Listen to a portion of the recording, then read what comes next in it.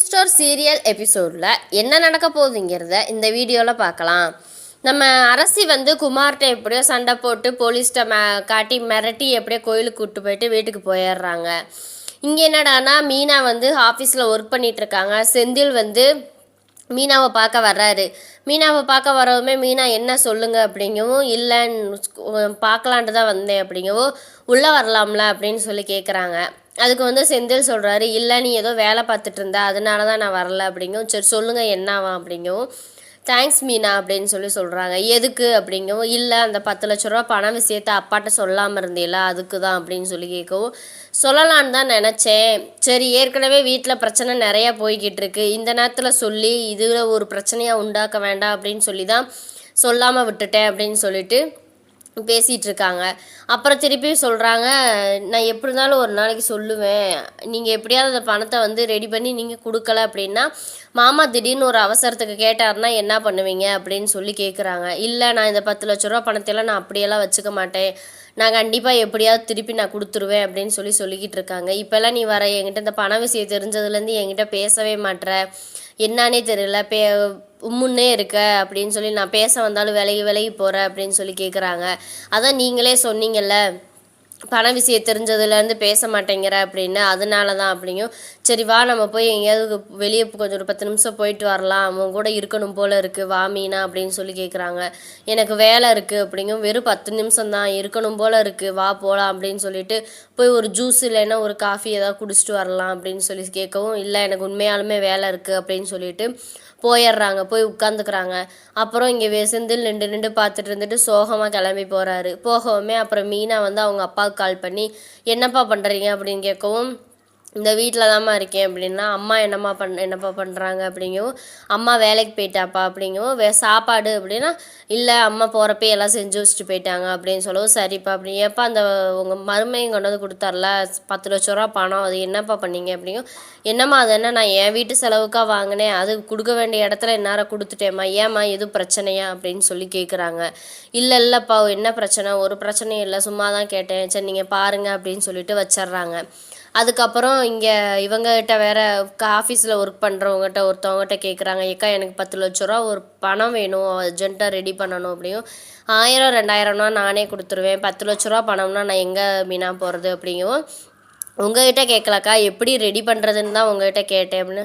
ஆனால் என்கிட்ட நம்மளுக்கு என்னன்னா லோன் தான் வாங்கணும், அந்த லோன் வேணுமா வாங்கி தர ஒரு ஃபோன் நம்பர் அனுப்புகிறேன், நீ வேணுமா கேட்டு வாங்கிக்கோ அப்படின்னு சொல்கிறாங்க. சரிங்கக்கா அப்படின்னு சொல்லிட்டு இதோட மீனா யோசிச்சுக்கிட்டே உட்காந்துடுறாங்க. இங்கே என்னடானா மயிலும் மயிலோட அம்மா எல்லாம் உட்காந்துருக்காங்க. அப்போ மயிலோட அப்பா சொல்கிறாரு, என்னம்மா ஏமா மயில் உம்முன்னே இருக்குது அப்படின்னு சொல்லி கேட்குறாரு மயிலோட அம்மாட்ட.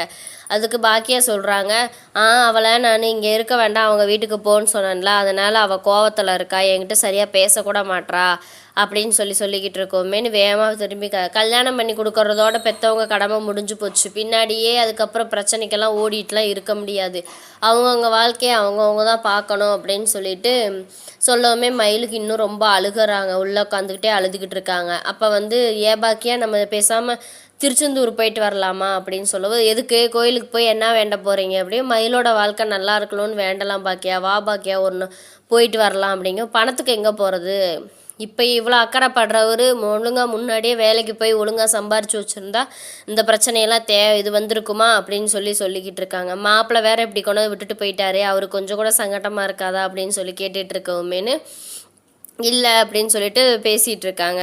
அப்புறம் திருப்பி மயிலை கூப்பிட்றாங்க, நீ பேசாமல் இரு பாக்கியா, நான் எப்படியாவது பணம் ரெடி பண்ணுறேன், நம்ம போயிட்டு வருவோம் அப்படின்னு சொல்லிட்டு மயில்கிட்ட சொல்லிடலாம் அப்படின்னு சொல்லிட்டு மறுபடியும் மயிலை கூப்பிட்றாங்க. மயிலை கூப்பிட்டு, அம்மாடி இங்கே வாமா, இது வைகாசி விசாகம் வருதுல்ல, அப்போ நம்ம எல்லாம் திருச்செந்தூர் கோயிலுக்கு போயிட்டு வருவோம், போய் முன்ன மாதிரியே 3 நாள் தங்கியிருந்து சாமி கும்பிட்டுட்டு வருவோம் அப்படின்னு சொல்லவும், சரிப்பா அப்படின்னு சொல்லிட்டு நான் போயிட்டு வரேன் அப்படின்னு சொல்லிட்டு வெளியே கிளம்பிடுறாரு.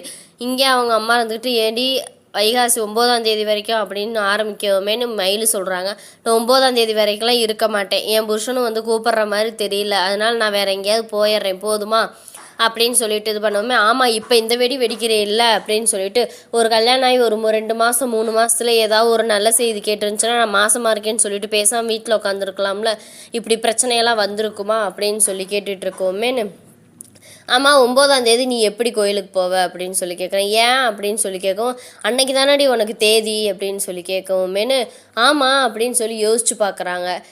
யோசிச்சு பார்க்கவும், ஏம்மா எனக்கு போன மாதமே நாள் தள்ளி போயிடுச்சுமா அப்படின்னு சொல்லி இப்போ சொல்லவுமே, என்னடி சொல்கிற அப்படின்னு, ஆமாம்மா எனக்கு போன மாதத்துக்கு முந்தின மாதமேனு ஆயிட்டே, ஏன்னா போன மாதம் எனக்கு வரல, இந்த மாதம் இன்னும் இதாகலை அப்படின்னு சொல்லி பேசிகிட்டு இருக்கோமே, அப்போ மாசமாக இருக்கியே அப்படின்னு தெரியலம்மா அப்படின்னு. ஏன்டி ஒரு பொம்பளை பிள்ளை இதை கூட தெரிஞ்சுக்க வச்சுக்க மாட்டேயா, ஒருவேளை உடம்புல எதுவும் பிரச்சனையா அப்படின்னு. இல்லைல்லம்மா உடம்புல எல்லாம் எதுவும் பிரச்சனையெல்லாம் இல்லை, எங்கே நான் நடக்கிற பிரச்சனையில் வீட்டில் பிரச்சனை வேறு பிரச்சனைக்கு மேலே பிரச்சனையாக வந்துச்சு, அது மேலே நான் காலேஜ் படிக்கலைங்கிற நியூஸ் வேறு தெரிஞ்சிச்சு, அதுக்கப்புறம் அப்படியே என்ன ஆகுமோன்னு பயத்துலேயே நானும் விட்டுட்டேன், சில நாள் சாப்பிட்டேனா இல்லையான்னு கூட எனக்கு ஞாபகம் இல்லை அப்படின்னு சொல்லி புலம்பிகிட்டு இருக்காங்க. ஒரு பொம்பளை பிள்ளை இதை கூட தெரிஞ்சு வச்சாக்காம நீ எல்லாம் என்ன ஒரு பொம்பளை பிள்ளையோ தெரியல, உண்மையை சொல்லுடி, எதுவும் வாந்திகான வர்ற மாதிரி இருக்கா, மயக்கம் எதுவும் வருதா அப்படிங்க, எதுவுமே இல்லைம்மா அப்படின்னா. அப்புறம் கணக்கு போட்டுட்டு அப்போ 23 நாள் கூட ஆயிடுச்சா, ஐயோ சந்தோஷமாக இருக்கே கடவுளே, நல்லபடியாக என் பொண்ணு மட்டும் மாசமாக இருந்தானா போதுமே, அவள் வாழ்க்கை நல்லபடியாக அமைஞ்சிருமே அப்படின்னு சொல்லிட்டு சந்தோஷத்தில் இங்கிட்டு கை கால் ஓட முடியாமல் அப்படியே குதிக்கிறாங்க சந்தோஷத்தில். இங்கே மயில் எம்மாம்மா இருமா பார்த்துக்கலாம் அப்படின்னு சொல்லி அப்போ சுடரை கூப்பிட்டு, சுடர் இங்கே வாடி அப்படின்னு சொல்லி கத்துறாங்க. என்னம்மா ஆச்சு ஏமா அப்படின்னா, அந்த மாசமாக இருக்கவங்களுக்கு செக் பண்ணி பார்ப்பாங்கள்ல, அந்த கார்டு எங்கே போய் வாங்கிட்டு வா அப்படின்ட்டு சொல்லவுமேனு, சரிம்மா அப்படின்னு சொல்லிட்டு கிளம்பவுமே, இல்லை விடு நானே போய் வாங்கிட்டு வரேன் அப்படின்ட்டு பாக்கியாவே போகிறாங்க. போய் வாங்கிட்டு வந்து, கடவுளே நல்லபடியாக மாசமாக இருக்கணும், கடவுளே திருச்செந்தூர் முருகா நல்லபடியாக இருந்துருச்சுன்னா நான் இந்த வருஷம் நடந்தே வரேன் முருகா அப்படின்னு சொல்லி வேண்டிக்கிட்டு இருக்காங்க. மயிலுக்கு நம்ம அம்மா பரவாயில்ல இவ்வளோ பாசமாக இருக்காங்களே அப்படின்னு சொல்லிட்டு அவங்களுக்கும் ஒரு சந்தோஷம். போய் அப்புறம் செக் பண்ணிட்டு வந்து அவங்களுக்கு மயிலுக்கு ரொம்ப சந்தோஷம், மாசமாக இருக்கேன் நான் அம்மாவாக போகிறேன் அப்படின்னு சொல்லிட்டு ரொம்ப சந்தோஷமாக இருக்காங்க.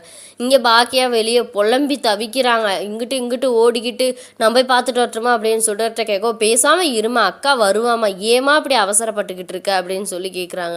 அப்புறம் இது மயில் சந்தோஷத்தில் வந்து, அம்மா பேச்சே வார்த்தையே வரல, அம்மா 2 கோடு காட்டிடுச்சுமா அப்படின்னு, நான் அம்மாவாக போகிறேம்மா அப்படின்னு சொல்லவும் பாக்கியாவுக்கு ரொம்ப சந்தோஷம், பிடிச்சி முத்தம் வைக்கிறாங்க.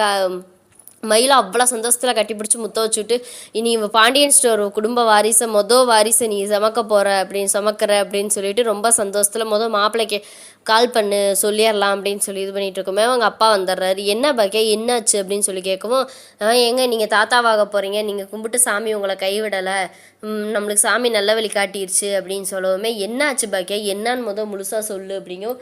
நீங்கள் தாத்தாவாக போகிறீங்க, மயில் உண்டாயிருக்கா அப்படின்னு சொல்லவும், அப்படியே மயில் தங்கம் அப்படின்னு சொல்லிட்டு போய் அவரும் சந்தோஷத்தில் இது பண்ண, நம்ம மாப்பிள்ளைக்கு சொல்லிடுங்க அப்படிங்கவுமே, மயில் சரி போய் ஃபோன் எடுத்துகிட்டு வரேன் அப்படின்னு சொல்லி மயில் போகவுமே, பாக்கி வந்துட்டு இப்போலாம் நீ நடக்கக்கூடாது, நீ பேசாமல் இரு அப்படின்னு சொல்லிட்டு, சுடலி நீ போய் மாப்பிள்ளைய அக்காவோட ஃபோன் எடுத்துட்டோம் அப்படின்னு சொல்லவும் போய் ஃபோன் எடுத்துகிட்டு வந்து கொடுக்கவும், சரவணனுக்கு ஃபோன் பண்ணால் சரவணன் எடுக்கவே இல்லை சுத்தமாகவேன்னு. 2 தடவை ஃபோன் பண்ணவுமே கட் பண்ணி விட்டுட்டாரு. அப்புறம் சரி நான் வேலையாகனா இருப்பாருமா, நான் வாய்ஸ் மெசேஜ் பண்ணுறேன் அப்படின்னு சொல்லவும் வாய்ஸ் மெசேஜ் போடவுமே, ஏங்க நம்ம ரொம்ப நாள் எதிர்பார்த்த விஷயம் நடந்துருச்சுங்க, உங்கள்கிட்ட ஃபோன் பண்ணேன் நீங்கள் எடுக்கலை, அதனால தான் சரி வீட்டுக்கு வர சொல்லலான்ட்டு சொன்னேன், ஆனால் நீங்கள் இப்படி கோவத்தில் இருக்கனால தான் இப்போ வாய்ஸ் மெசேஜ்லேயே சொல்லிடுறேன், நம்ம 2 பேரும் எதிர்பார்த்தது நடக்க போகுது, நம்ம வீட்டோட வாரிசை வயிற்றுல சுமக்கிறேன் அப்படின்னு சொல்லி நம்ம 2 பேரும் அப்பா அம்மாவாக போகிறோம் அப்படின்னு சொல்லவும் ரொம்ப சந்தோஷத்தில் சரவணனுக்கு ஒரு சைடு சந்தோஷம், ஒரு சைடு பார்த்தா சரி இதை வச்சு போய் சொல்கிறாளோ அப்படின்னு சொல்லிட்டு மறுபடியும் அவர் வாய்ஸ் மெசேஜ் அனுப்புகிறாரு. ஏன் இது பொய்க்கு மேலே பொய்யா சொல்லிக்கிட்டே இருக்க, இவ்வளோ பொய் சொன்னது பத்தலையா, இன்னும் இது பொய்யா பேசணுமா, தயவு செஞ்சு இனிமேல் எனக்கு ஃபோனும் பண்ணாத வாய்ஸ் மெசேஜும் பண்ணாத, தயவு செஞ்சு என்னை டிஸ்டர்ப் பண்ணாமல் தொந்தரவு பண்ணாமல் நீ விட்டால் போதும், நான் என்னை நிம்மதியாக விடு அப்படின்னு சொல்லிட்டு வாய்ஸ் மெசேஜ் அனுப்புகிறாரு. அதை கேட்டு எல்லாத்துக்குமே அதிர்ச்சி ஆகுது. இதுக்கப்புறம் உண்மையிலே மயில் கர்ப்பமாக இருக்க செய்தியை கேட்டு சரவணன் மயிலை ஏற்றுக்க மாட்டாரான்ட்டு அடுத்த வீடியோவில் பார்க்கலாம். இந்த வீடியோ பிடிச்சிருந்தா மறக்காமல் லைக் பண்ணுங்கள், சப்ஸ்கிரைப் பண்ணுங்கள்.